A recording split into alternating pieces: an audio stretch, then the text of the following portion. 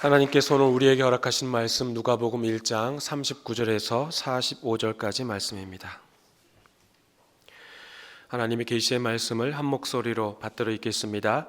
이때에 마리아가 일어나 빨리 산골로 가서 유대 한 동네에 이르러 사가랴의 집에 들어가 엘리사벳에게 문안하니 엘리사벳이 마리아가 문안함을 들으매 아이가 복중에서 뛰노는지라. 엘리사벳이 성령의 충만함을 받아 큰 소리로 불러 이르되 여자 중에 내가 복이 있으며 내 태중의 아이도 복이 있도다. 내 주의 어머니가 내게 나오니 이 어찌 된 일인가. 보라, 내 문안하는 소리가 내 귀에 들릴 때에 아이가 내 복중에서 기쁨으로 뛰놀았도다. 주께서 하신 말씀이 반드시 이루어지리라고 믿은 그 여자에게 복이 있도다. 아멘. 또 오늘 주보의 1부, 2부에 우리 JM 관현악단 그리고 또 서울에서 오신 우리 이종희 집사님, 김봉 권사님 함께 찬양으로 하나님께 영광 돌렸습니다.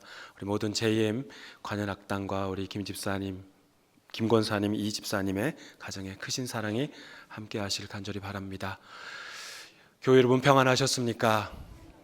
이 자리에 함께 참석하신 우리 모든 교우님들, 하나님의 은혜 가운데 우리가 2025년도 마지막 주일, 송년 주일을 맞이합니다. 하나님의 그 크신 사랑으로 함께 하시고 앞으로도 우리 주님께서 우리와 동행하여 주실 줄 믿고 그 믿음으로 힘차게 나가는 저와 여러분이 되기를 축원합니다. 19세기 나는 여성이 아닌가요? 나는 여성이 아닌가요? 라는 그런 유명한 연설을 했던 미국 흑인 여성 인권운동가였던 소저너 트루스가 있습니다. 그녀의 부모가 흑인 노예였기 때문에 태어난 그녀 또한 노예로 살아갔던 것이죠. 그녀는 노예제도 폐지와 또한 흑인 여성 참정권 문제를 가지고 평생 투쟁했던 인권운동가였습니다. 그녀의 삶이 더욱 가치 있게 빛났던 것은 순회 설교가로 살았던 겁니다. 그러니까 이곳 저곳을 떠돌며 거리에서 교회에서 찬양하고 하나님의 말씀 복음을 전했던 자로 순회 설교가로 살았습니다. 그녀는 하나님은 백인뿐 아니라 흑인도 사랑하지 않으셨습니까? 구세주는 백인뿐 아니라 모든 인간을 위해 죽으셨지 않으셨습니까? 그렇기에 우리는 모두 동등합니다라고 주장하였고 설교했던 자였습니다. 그녀는 설교를 통해 신앙 안에서 믿고 붙잡았던 그 하나님의 참뜻이 무엇인지 발견하고 함께 나누었습니다. 그러면서 이 로저스 트루스는 흑인 노예의 인권이 백인과 같이 동등해야 한다면 마찬가지로 흑인 노예 여성들의 인권도 동등해야 한다라는 것을 깨달았던 것이죠. 그런데 이러한 주장에 적극 반대했던 자들이 바로 흑인 남성 노예였습니다. 그들이 말하기를 지금은 흑인 노예제 폐지에 우리가 초점을 맞춰야 한다. 흑인 여성들의 그러한 참정권, 정치 참여권이나 또는 투표권, 거기에 초점을 맞춰서는 안 된다. 그것은 시기상조다라고 말했던 것이죠. 그러나 이 트루스는 흑인 노예 여성이라는 신분으로 그리고 신앙인이라는 이름으로 불평등과 차별 철폐를 위해 살았습니다. 많은 흑인 여성들은 그녀의 주장에 동의하였고 그녀의 운동에 동참하였습니다. 19세기 미국에서 부당하게 자행되는 그런 차별과 불평등을 비판했던 이 소저너 트루스의 삶은 많은 이들에게 하나님의 참된 뜻을 전하는 그런 참된 그리스도인으로 살았던 자입니다. 그렇습니다. 성령께서 이런 여인과 함께 하셨다라고 말할 수 있지 않겠습니까? 오늘 본문에서도 성령님과 함께한 두 여인이 등장합니다. 유대 지역에서 엘리사벳에게 나타났던 천사, 하나님의 천사 가브리엘이 이제 갈릴리 나사렛 지역에서 또 다른 여인에게 나타납니다. 천사는 마리아를 은혜를 받은 자여라고 부르며 주께서 너와 함께 하시도다라고 말합니다. 마리아는 아주 당혹스러운 반응을 보이죠. 가브리엘의 천사의 방문도 놀라운데 자신을 찾아와서 은혜를 받은 자라고 부르기도 하고 하나님께서 주께서 너와 함께 하신다라고 말하기도 합니다. 그러한 인사말이 자신에게 맞지 않는 옷을 입은 듯 낯설어합니다. 과연 나에게 이러한 방문과 인사가 합당한가? 제사장이라면 몰라도, 종교 지도자라면 몰라도 나처럼 이 갈릴리 나사렛 어느 누구도 하나도 관심 가져주지 않는 이 지역에, 모두가 다 부정하다고 느끼는 이 지역에 사는 나에게 이러한 인사말로 찾아오는 이 천사의 말이 합당한가? 이런 생각을 했던 거죠. 은혜를 받은 마리아에게 천사가 전한 말은 처녀인 마리아 너는 곧 잉태를 할 것이고 아들을 낳을 것이며 그의 이름을 예수라는 그런 이름을 지어줍니다.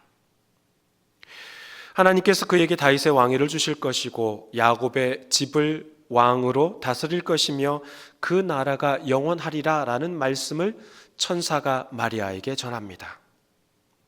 그러자 마리아는 주의 여종이오니 말씀대로 내게 이루어지이다 라고 고백합니다. 그녀는 자신이 하나님의 종이라 고백하는 거죠. 마리아가 주의 종이라 고백하는 것은 천사가 전한 그 모든 소식을 자신의 입장에서 자기의 관점에서 생각하는 것이 아니라 하나님의 관점에서 하나님의 시선으로 생각하고 바라보았다라는 것이죠.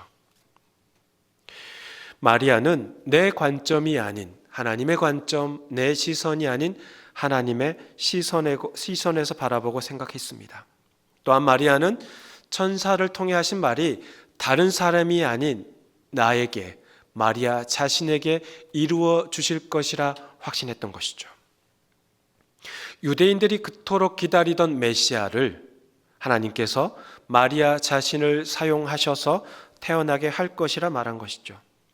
물론 현실적으로는 결코 받아들이기 힘든 상황에 직면한 마리아이지만 그러나 그녀는 주의 여종이오니 말씀대로 내게 이루어지이다라는 고백을 한 겁니다. 오늘 본문 39절 40절 말씀 함께 읽어봅니다. 이때에 마리아가 일어나 빨리 산골로 가서 유대 한 동네에 이르러 사가랴의 집에 들어가 엘리사벳에게 문안하니 천사가 떠난 후에 마리아는 일어나 빨리 산골로 갔습니다.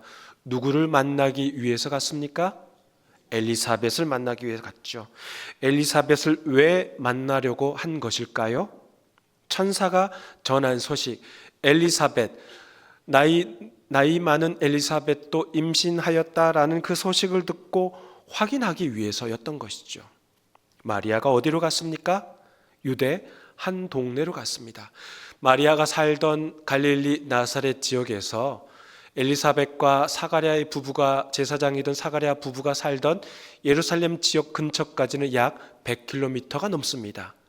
그 100km가 넘는 거리를 정원한 여인 마리아 혼자 갔던 것이죠. 그런데 보십시오. 천사는 엘리사벳이 임신했다는 소식을 알렸을 뿐이지 마리아에게 너 엘리사벳을 찾아가거라 라고 명령한 것은 아닙니다. 마리아는 천사의 말에 순종해서 엘리사벳을 방문한 게 아니라는 거죠. 39절에서 주의 깊게 봐야 할 단어는 일어나 빨리입니다.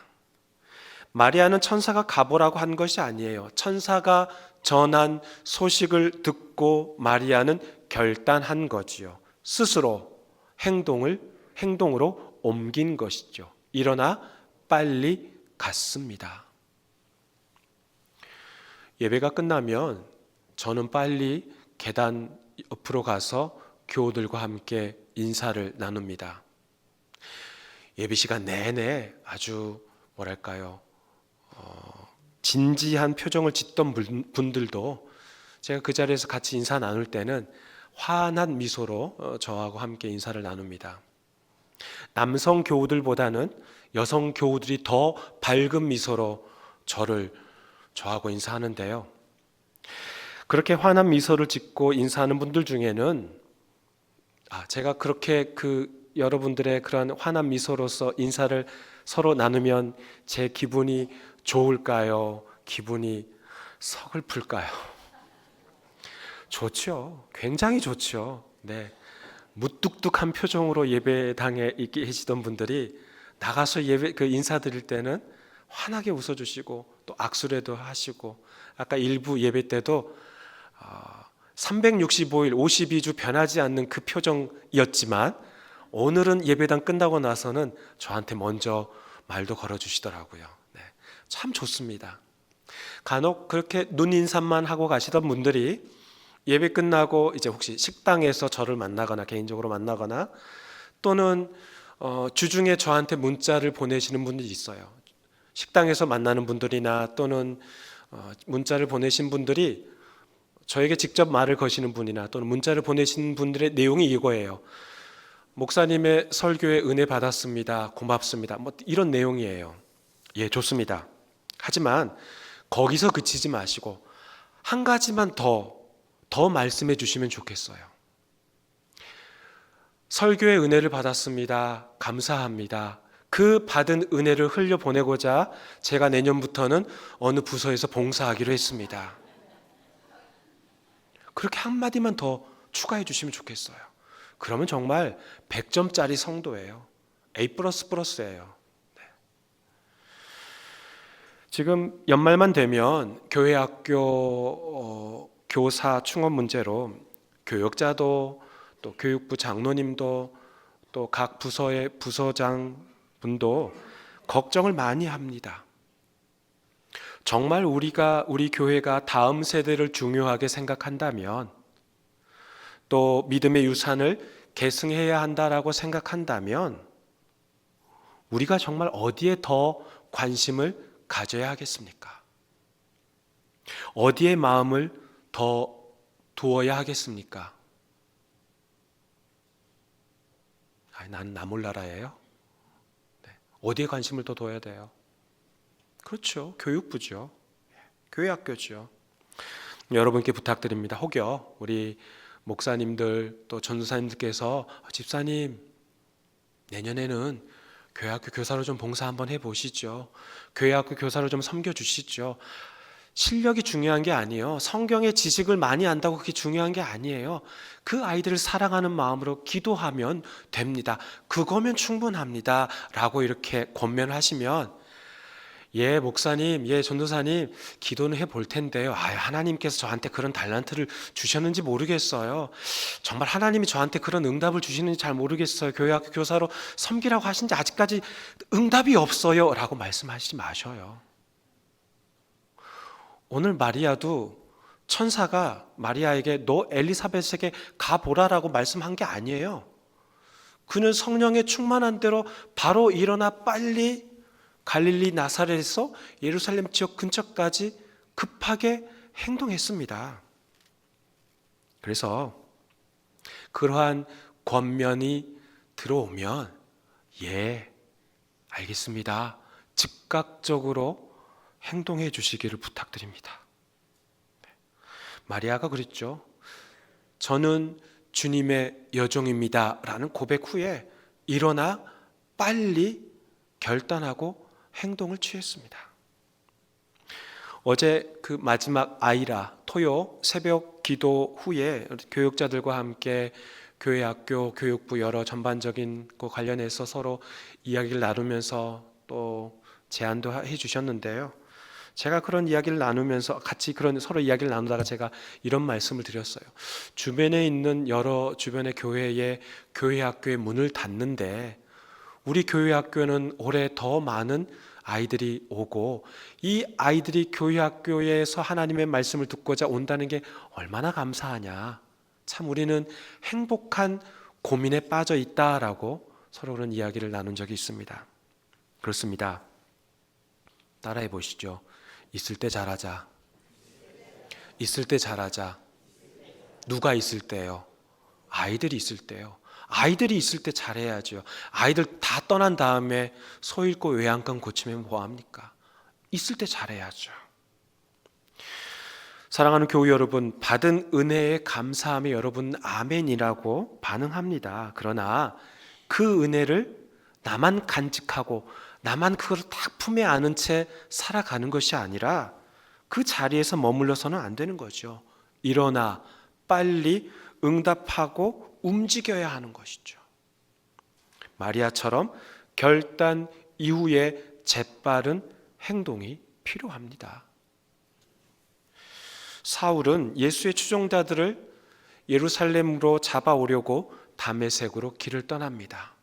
다메섹으로 길을 가던 중에 예수님을 만나게 되죠. 강한 빛을 보게 된 사울은 눈은 떴으나 그는 앞을 보지 못하여 사람들의 부축을 받아 다메섹으로 가지 않습니까?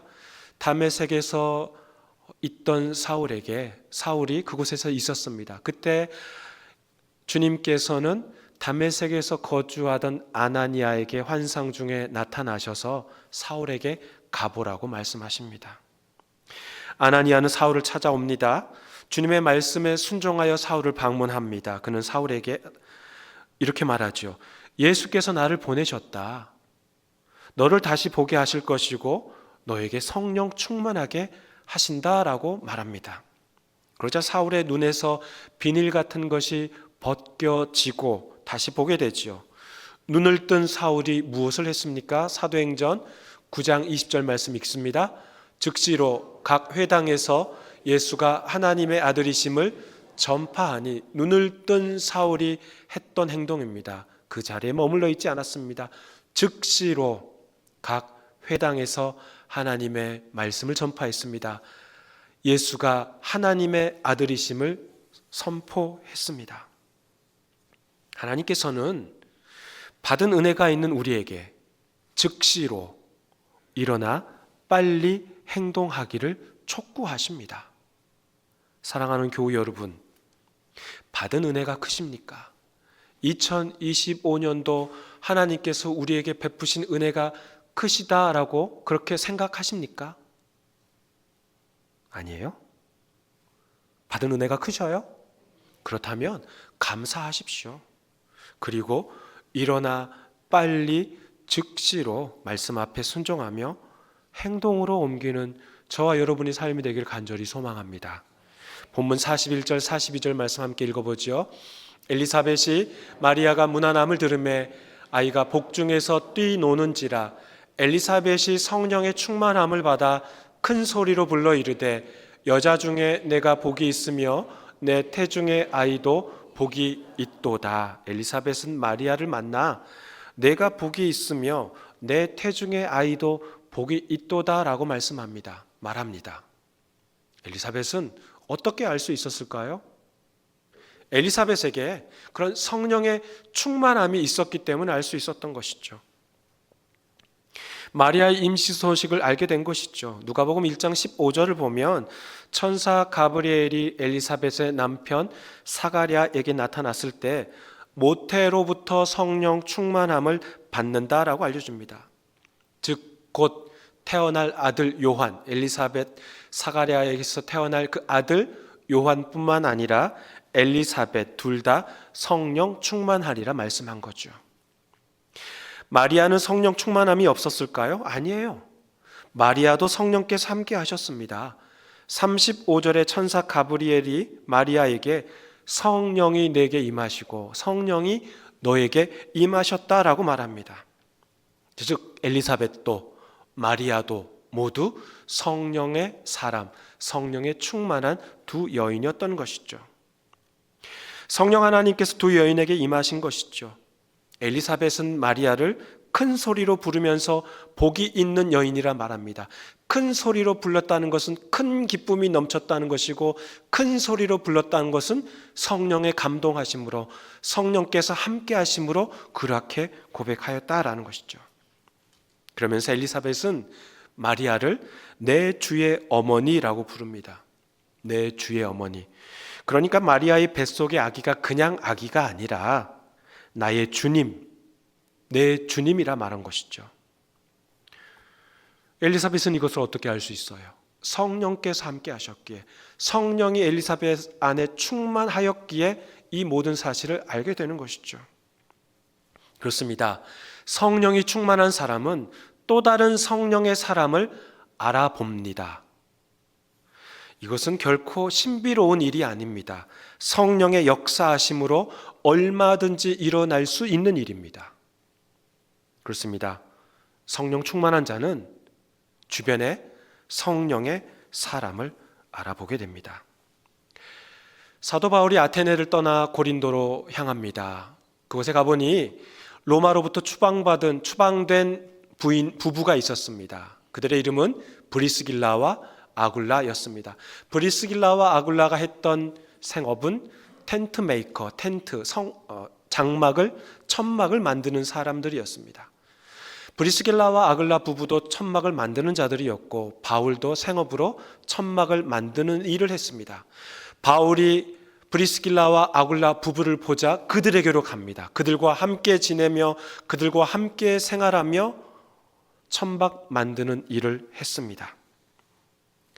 안식일마다 바울은 회당에 가서 토론을 하고 유대인과 헬라인을 설득하죠. 하나님의 말씀을 선포하며 예수가 바로 하나님의 아들이심을 헬라인과 유대인들에게 말했던 것이죠. 바울이 고린도에 머물다가 수리아 지역으로 떠납니다. 그때 브리스길라와 아굴라 부부도 바울과 함께 떠납니다. 성령에 충만한 사도 바울은 성령의 사람인 브리스길라와 아굴라를 알아본 것이죠. 함께 지내며 함께 생활하며 생업전선에 함께 뛰어들 뿐만 아니라 하나님 말씀 전파의 사역자로 함께 활동하였습니다. 알렉산드리아 출신 아볼로가 성경을 매우 잘합니다. 말도 바울보다 훨씬 더 능수능란하게 합니다. 예수에 대한 그 모든 것들도 잘 압니다. 그러나 아볼로에게 딱 한 가지 약점이 있었습니다. 요한의 세례는 아는데 성령의 세례는 알지 못하는 거예요. 그러자 그 아볼로를 위해 브리스길라와 아굴라 부부가 한 일이 있습니다. 사도행전 18장 26절 읽어봅니다. 그가 회당에서 담대히 말하기 시작하거늘 브리스길라와 아굴라가 듣고 데려다가 하나님의 도를 더 정확하게 풀어 이르더라. 여기서 그는 아볼로이죠. 아볼로가 예수에 대해서 잘 알아요. 성경에 대해서 아주 능통해요. 말도 아주 능수능란하게 잘해요. 그런데 요한의 세례만 알지 성령 세례를 알질 못해요. 성령님에 대해 아는 게 없어요. 그러자 이 브리스길라와 아굴라가 그를 데려다가 하나님의 도를 더 정확하게 알게 하였다는 거죠. 가르쳤다라는 것이죠. 성령이 충만한 부부가 말씀을 정확하게 알려준 것입니다. 성령의 사람인 바울이 성령이 충만한 브리스길라 아굴라 부부를 알아본 것이고 성령 세례를 알지 못한 아볼로에게 브리스길라 아굴라 부부가 말씀을 통해 더 깊이 있고 정확하게 전한 것이죠. 교우 여러분, 성령과 함께한 두 여인, 이 마리아와 엘리사벳 두 사람이 만나는 장면을 한번 상상해 보십시오. 한 사람은 곧 결혼할 사람입니다. 2000년 전에 결혼할 사람이라 여성이라 하면은 10대 중반 정도 되겠죠. 우리나라도 1900년대 초반에 15살, 14살에 시집가지 않았습니까?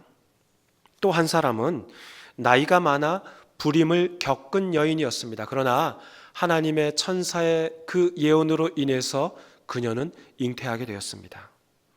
적어도 나이 차이가 30살 이상 났겠죠. 그 불임한 여인이었던 엘리사벳은 최소 40대 중반, 50대 중반이었겠죠. 한 사람은 10대 중반인데 결혼도 하지 아니하고 임신하였습니다. 다른 한 사람은 50대 초중반인데 배가 꽤 부른 상태입니다. 자, 이 두 사람, 엘리사벳과 마리아, 이 두 사람의 상황을 객관적으로 한번 보십시오. 참 기가 막힙니다. 결코 기뻐할 상황이 아닌 거예요. 결혼을 앞둔 10대는 이미 배가 부르는데 아이의 아빠가 누군지 몰라요. 나이가 많아 언제 죽어도 이상하지 않은 또 다른 여인은 노산 중에 노산입니다. 설령 출산한다 하더라도 그 아이가 얼만큼 성장할 때까지는 내가 좀 살아 있어야 할 텐데 자신할 수 없어요. 그런데 보십시오. 성령과 함께한 이 두 여인은 기뻐합니다. 엘리사벳은 자신이 곧 낳을 이 아들 요한이 주님 앞에서 큰 자가 될 것인 줄 가브리엘 천사를 통해 또 더 직접적으로는 사가랴 그의 남편 사가랴를 통해 알게 된 것이죠. 요한을 통해 하나님께로 돌아올 자가 많습니다. 요한은 주를 위하여 세운 백성을 준비한 자라고 그러한 예언을 들었습니다. 이스라엘 백성을 위하여 쓰임 받는 아들이 된다라는 거죠. 하나님께서 사용하실 아들입니다. 엘리사벳 입장에서는 이 얼마나 큰 기쁨입니까? 마리아는 어떻습니까? 그녀가 낳을 아들의 이름은 예수라고 천사 가브리엘이 장명해 줍니다. 예수의 뜻이 무엇이에요? 하나님께서 그 모든 백성들의 죄를 구원하실 것이다 라는 뜻이죠. 예수는 지극히 높으신 이의 아들이라 일컬어지리라 천사가 예언합니다. 마리아 자신을 통해 메시아를 낳게 되는 것인데 이보다 더 큰 기쁨이 어디 있겠습니까? 그렇습니다. 세상 사람들이 말하는 큰 기쁨은 자녀가 대학에 입학하는 것, 좋은 대학에 들어가는 것, 좋은 직장에 취직하는 것, 결혼하는 자녀들이 결혼하게 되는 것, 또 자신이 가진 자산이 더 많아지는 것, 풍부해지는 것, 아파트 값이 올라가는 것, 이거 다 큰 기쁨이죠. 세상 사람들이 말하는 큰 기쁨입니다. 하지만 성령에 사로잡힌 사람들, 성령과 함께한 사람들, 성령 충만한 사람들의 큰 기쁨은 자신이 하나님으로부터 사용된다, 하나님께서 나를 사용하신다라는 것이 큰 기쁨입니다. 하나님의 나라를 일구는데 하나님께서 자신을 사용하신다는 것, 자신을 도구 삼으신다는 것이 이것보다 더 큰 기쁨이 어디 있겠습니까? 사랑하는 교회 여러분, 올 한 해 2025년도를 돌아보니 하나님의 은혜였음을 고백하십니까? 하나님께서 주신 말씀으로 은혜 받으셨습니까? 그렇다면 여러분은 여러분의 심령 안에 성령 하나님께서 임재하셨습니다. 성령께서 함께 하시는 줄 믿으시기 바랍니다. 성령과 동행하는 교우 여러분, 말씀의 은혜를 받고 결단하셨다면 즉각 행동으로 옮기십시오. 그것이 사역의 자리가 됐든 삶의 자리가 됐든 어디에서든지 주님의 사랑을 담대히 선포하십시오. 주님께서 주신 사명을 성실히 잘 감당하십시오. 그것이 바로 성령께서 함께하는 자가 걸어가야 할 길입니다. 기도하겠습니다. 하나님 감사합니다. 성령께서 우리와 함께하여 주시고 성령 충만함으로 우리를 살아가게 하셔서 나의 2025년도의 삶을 돌아볼 때 모든 것이 하나님의 은혜였음을 고백합니다. 그 고백을 뛰어넘어, 그 결단을 뛰어넘어 행동으로 나아가는 자들로 성령께서 우리를 인도하여 주옵소서. 예수님의 이름으로 기도하옵나이다. 아멘.